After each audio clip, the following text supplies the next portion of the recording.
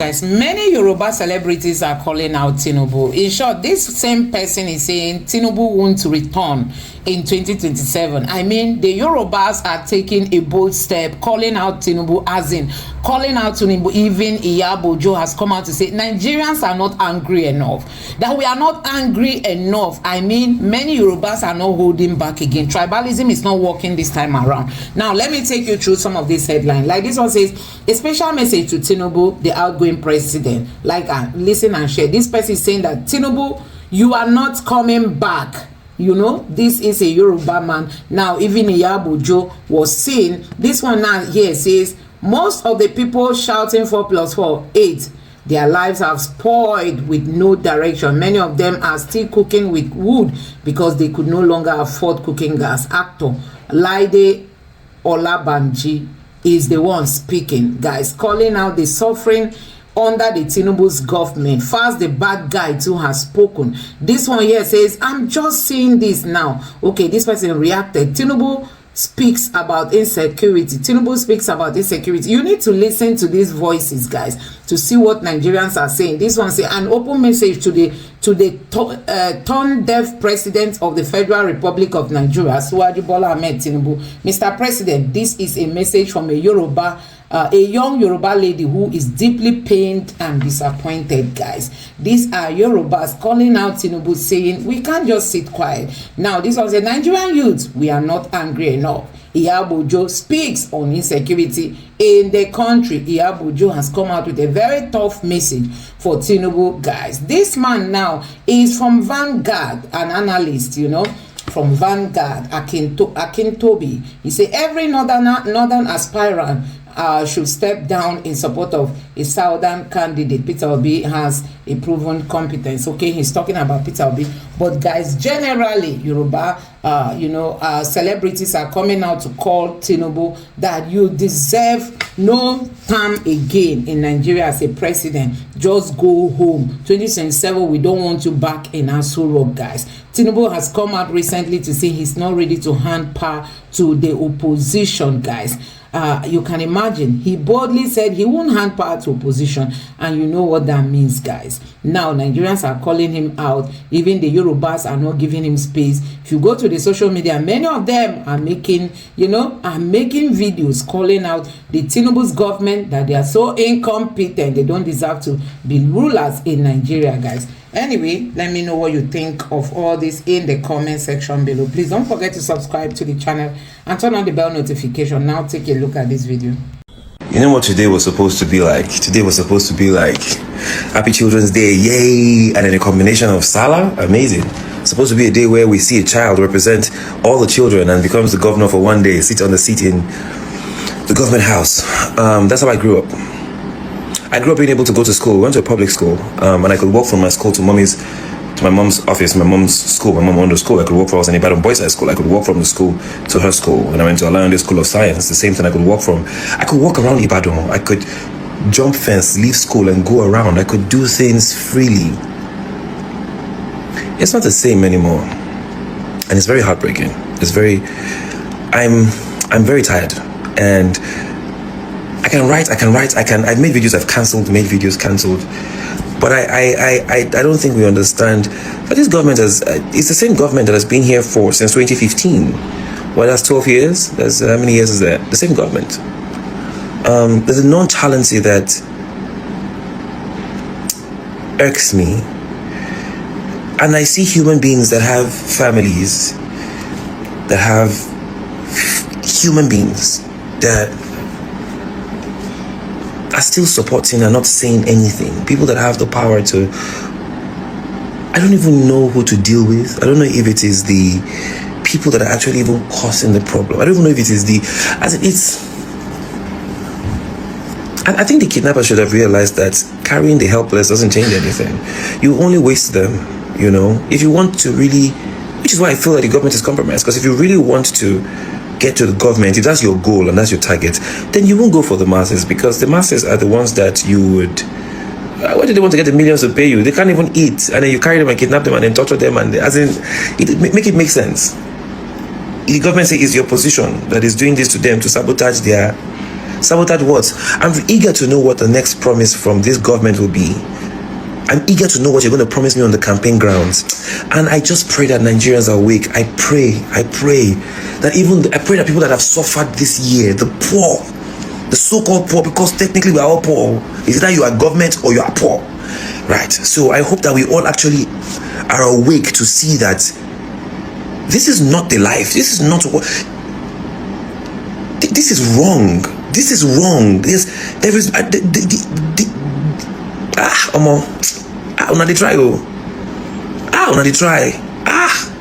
It is wrong on all fronts. I don't even know how to process anything. This is a special message to President Bola Ahmed Tinubu. Dear President Bola Ahmed Tinubu, our outgoing president, I am sending this message to you directly, sir, to let you know that you are not coming back next year, sir. I'm sending this message to tell you that my generation has rejected you, sir. I'm also sending this message to let you know that the generations behind us, they have also rejected you, sir. But the Gen Alpha, the Gen Zs, they have rejected you, sir. My own generation, the millennials, we have rejected you, sir. And in fact, the baby boomers, your immediate younger ones, they have also rejected you. We understand that a few of them are still going all over the place, making it look like you are being accepted. They are lying to you, Mr. President. You are the most hated Nigerian president in the history of Nigeria. And you are also the most failed president. You have failed even than former president Muhammadu Buhari. And of course, now we are beginning to wonder why his government was that bad. Because majority of the people that served in his government were your people. You have failed us, Mr. President, and so you are not coming back. I will mention just 4 things. It used to look like a movie when kidnapping started in Nigeria. Under the APC, it had become a daily reality amongst Nigerians. That is a reality that will end next year when Peter Obi becomes president. Just in 1 year, 2.2 million kidnappings happened. Just in 1 year under your leadership, Mr. President, or shall I say rulership. 2.2 million since America had existed more than 400 years ago. I'm not sure kidnappings in America amount up to 200,000. But under you, you are setting world records of calamities. You are a disgrace to the Yoruba race, sir. The whole APC should cover their faces in shame and withdraw from politics, go back to their children and teach them how not to fail, because they are failures. 2.2 million kidnappings in 1 year, Mr. President, with trillions of naira given. I don't know how you want to prove that to Nigerians. Number 2, you have borrowed between 2023 and now 65.9 trillion naira. More than 55 years of Nigeria's borrowing. Your borrowing of 2 years is more than Nigeria's 55 years of borrowing. I don't know how you want to explain that, Mr. President. And we cannot even pinpoint the project that this money has been pumped into. You are a failure, Mr. President. I don't like you. I will never like you. And so my generation don't like you. And we will never like you. And we are not afraid, Mr. President, because we know that you people believe in thuggery, you people believe in violence. But Mr. President, how many violence do you have against the unity of Nigerians? Because we are going to speak in one voice against you, sir. And Mr. President, I am not afraid of you, Mr. President. We are not afraid of you, Mr. President. We will vote you out. We will defend our votes. We will count it, and we will see you go back to your house to face your grandchildren and be whatever role model you want to be to them. I still pray that God bless you and grant you the wisdom not to push harder, because you cannot push against the people, Mr. President. And the people of Nigeria have rejected you. Heaven have rejected you. Ilẹ̀ ti kọ̀ yín, ayé ti kọ̀ yín, ọ̀run ti kọ̀ yín, ìgbà ti kọ̀ yín. And there's nothing you can do about it, Mr. President. I wish you well in your remaining months as Nigeria's president, because this time next year, you will be preparing to hand over. I've seen that the head of military did come out to speak about these children that were adopted, and they're promising that they will get them back, and hopefully we pray that they get them back. But for how long is this going to continue to happen? For how long are we going to allow these demons that they call themselves bandits or terrorists break into homes, villages, cities, and take away our children and kill innocent souls and destroy homes and families and property? How long? This has been going on for too long, and though some of us, including myself, we feel very relaxed, thinking because we live in Lagos or we live in places that have heavy security and are gated, and we feel that it cannot get to us. My brother, my sister, it can get to us. If it can get to Oyo, trust me, it can get to us. Because whether you like it or not, these people, they live around us. They live in Nigeria. It has happened to someone that you do not know today, but you don't know what their plan is, what the next plan is tomorrow. Social media, we get so carried away that all we do is talk and no actions.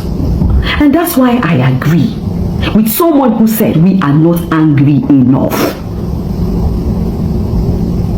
We are not angry enough. And this is not about, oh, APC is not doing well, Tinubu is not doing well. We ourselves are not ready. Because we are too afraid. We are too afraid to speak and to stand by the truth. We have military personnel who their sole duty is to protect the citizens of their country.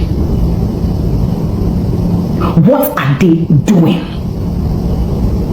How come these bandits will come and they will kill, they will steal, adopt, and take away our children?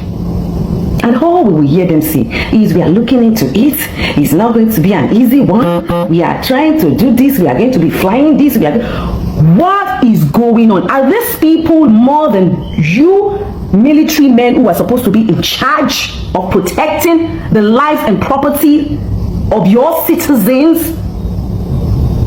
Is it that we do not have the right resources?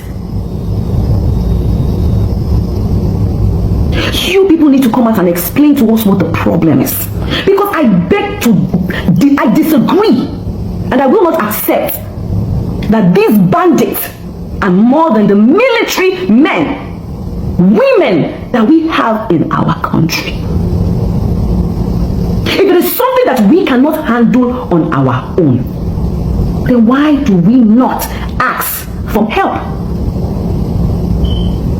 from other countries? Because this is getting out of hand. Every time we hear of our government borrowing money to help the economy, so they say. So if we can go to different countries or go to these countries and ask for financial help, why can we not go to these countries and ask them to help send us their intelligence, their military men or women, or bring in weapons that can help us eradicate and erase these demons that have come into our life and into the lives of innocent children and women? That some of these bandits, they have the audacity to even make videos and put it out there, beheading a teacher. And I can't see all the teachers in Nigeria coming out for a peaceful protest to talk against this. How are we allowing this happen? It is going to get to us if we keep looking away. It is going to get to us if we do not ask the right questions and stand by it. A lot of us who stay in the city, who live in Lagos, we have families in the village. A lot of us who are in diaspora, we have families in the village in Nigeria. It started from the village, getting to the town, it will get to the city. It's how we go about our daily lives after situations like this occur, and we just act numb. We act like everything is okay, and we move on because it is not affecting us today, and we think that it will not affect us tomorrow. The youth are busy tearing down themselves, claiming who is more superior or not superior online, fighting over things that do not matter, while the insecurity is deep into our towns, our village, and our city. This is not a fight for the president alone.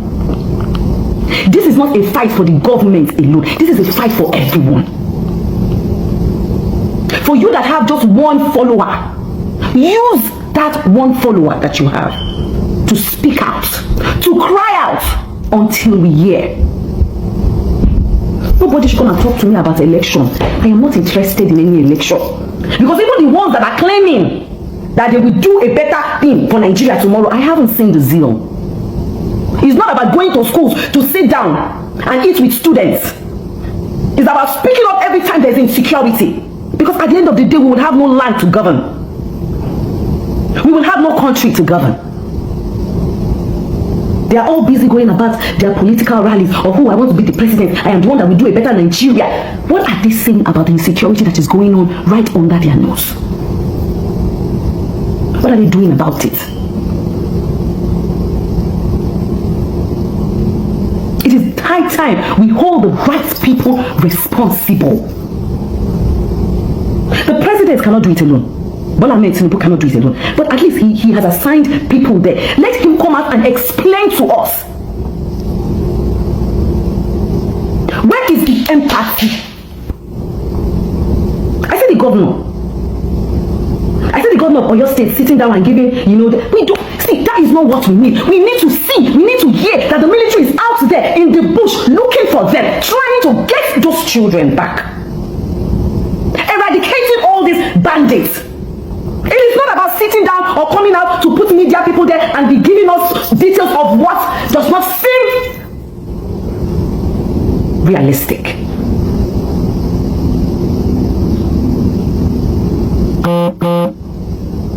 If they have all the intelligence to handle everything that is going on, then let them act fast, because it is getting out of hand. Let them do the needful. This time is not about politics. For me, it is not about politics. Is there a PDP that can do it well? Is there PC that will do it well? Is there LPP that will do it well? Is there this? That is not the bone of contention right now. The bone of contention right now is to find a way to eradicate this insecurity that we have, because it is growing deep. Killings every single day. Taking the lives, raping, abusing, molesting. Those children, if they come back, they can never be okay. Automatic, what's that thing called? PTSD. Automatic. The trauma. How can we stop this so that it does not reoccur? It does not happen again. That is what the intelligence should be working on. And all this, I don't know how we have gotten to a stage whereby, sorry, my phone. I don't know why we've gotten to a stage whereby we put aside the things that matter and then we deal with the things that don't matter. The more they prolong these things, the more these demons grow. The more it gets bad. We don't have another country. We don't have another country. Just this one. We don't have. I have no plans to ever live outside of my country. Yes, I love to travel, go round. But my country is my country. My home is my home. And I want to come home and feel safe. Even Even if I don't have what to eat or drink, I want to come home and feel safe. And I strongly believe that if our government is really ready to work, then they should get on it. We don't need the government to come out and tell us that, oh, vote for me, life will be better, electricity will be, water will be, road will be. We need them to start acting now. Even the so-called ones that are campaigning in their other parties that want us to vote for them, we need to see the drive, we need to see the passion, we need to see the empathy. We don't need you commissioning roads. We don't need you commissioning schools anymore for now. We don't need you sharing rice. Because if they do not do something fast about this, there will be no people to walk on that road. There will be no people to drive on that road. There will be no student to go to that school that you have commissioned. There will be no children to drink the water that you have provided. There will be no people. There will be no people.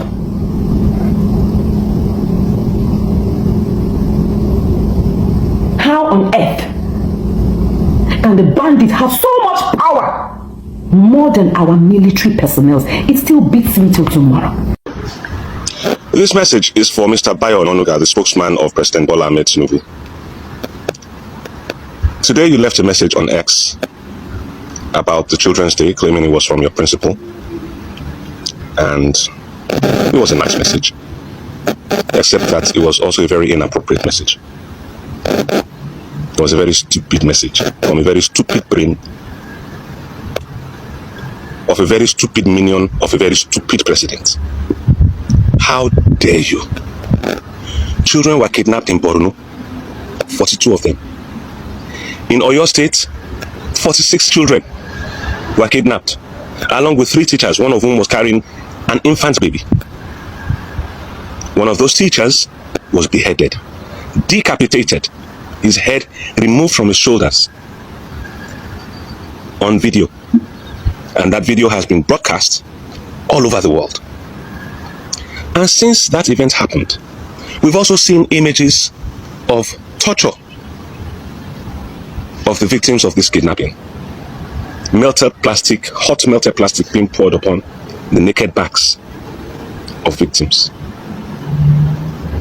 We've seen captives being frog-marched, reminiscent of the slave trade, which is clearly what the Fulani Muslim jihadist terrorists, who I believe, this is my personal belief, I believe that they are working for your principal, Bola Ahmed Tinubu, or the man who calls himself Bola Ahmed Tinubu, whom I personally believe now to be Fulani.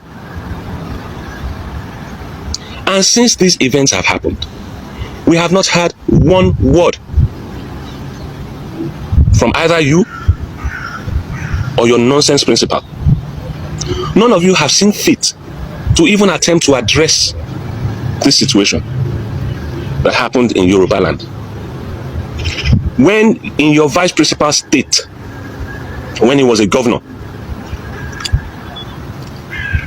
the kidnap of over 100 girls was organized. Your party were among the loudest and noisiest critics of government in those days. You abused, insulted the president's wife, tried to intervene, wept on television, wailed "There is God," and you turned that into a comedic moment. You people, you APC demons, turned that into a comedic moment, as if it was something to laugh about. Now this has happened, and these things have been happening since your rotten principal took office in Nigeria. Instead of complaining about it and wailing about it, like President Jonathan's wife did, your principal's wife hopped on the plane, went to the United States to go and lie brazenly that there was no Christian genocide going on in Nigeria, despite all the killings on the plateau, the killings in Benue, the killings in Yoruba land, the killings in Kwara, the killings in Kogi, mostly targeted at churches, whilst church services were going on. It will never be well with you. Because you have allowed some people to lose access to their children. Because you allowed it. Because if your government were not in support of terrorism, you will not be spending $9 million a year on lobbyists in the United States to lie to the world that there is no Christian genocide going on in Nigeria, that there are no killings happening, that it's all farmer-herder clashes, and that everybody is just lying. That even the dead people, the caskets that were buried, were empty. Some of your people said that. You might think that the ability of Nigerians to absorb suffering is infinitely elastic. Let me tell you something. Even the most elastic of human beings have their limits. And as things are now, with the threat upon your nation by your Fulani Guinean president, and you, the unfortunate, pathetic Yoruba lackey, and all the rest of you in the APC death cult,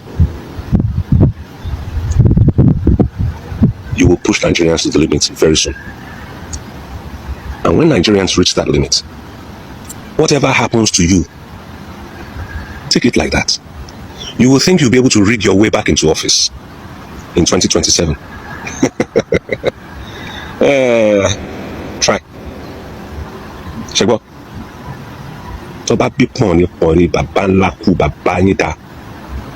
Try to rig yourselves back into office in 2027. My prayer is that you should not die, but live to witness the glory of the Lord upon Nigeria. Because you must live. All the thieving that you have been doing, everything must be recovered. So you must not die. We will not give you permission to die. No matter how hard you try, we will spend whatever needs to be spent to keep you lot alive. All of you, even if you are 10 million, we will keep you alive, so that everything you stole will recover from you. Let me quickly take you through some of this reaction.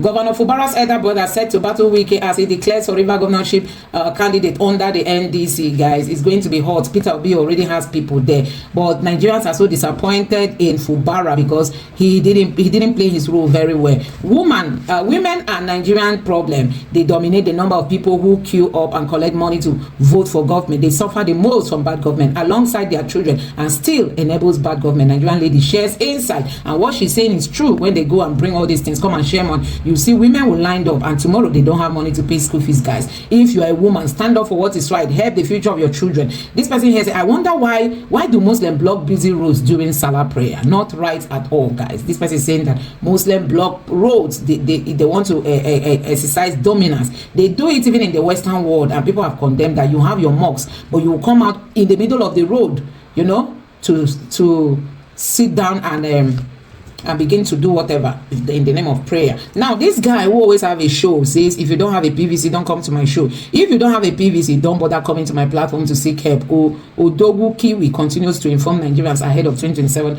election. This is amazing. This guy is using his platform saying that, you know, if you don't have PVC, you dare not even come close, because we want people with PVC, because this government must go. Now, this headline says, I wanted to insult on Obayo Onanuga this month, but I won't. He was supposed to take down the post about VDM, especially now that he has been confirmed to be fake. Is this not the same Bayo Onanuga who declared that 2023 should be the last time Igbo people interfere in Lagos politics, and that Lagos is not a no man's land, and that it is a Yoruba land? Rufai Husseini, you know, is blastering Bayo Onanuga, guys. Bayo Onanuga has entered another one chance, and still the video here, the thing he tweeted, he has not even, you know, remove it. Now, there is this thing. This country shocked me every day. I am shocked. How will people in this world see this and not be scared? What is this, guys? People were seen giving money ahead of giving meat ahead of election, guys. Nobody even know if this is human flesh or what, guys. What are we not going to see in Nigeria? Anyway, guys, let me know what you think about all this in the comment section below. Please don't forget to subscribe to the channel and turn on the bell notification for more. Thank you.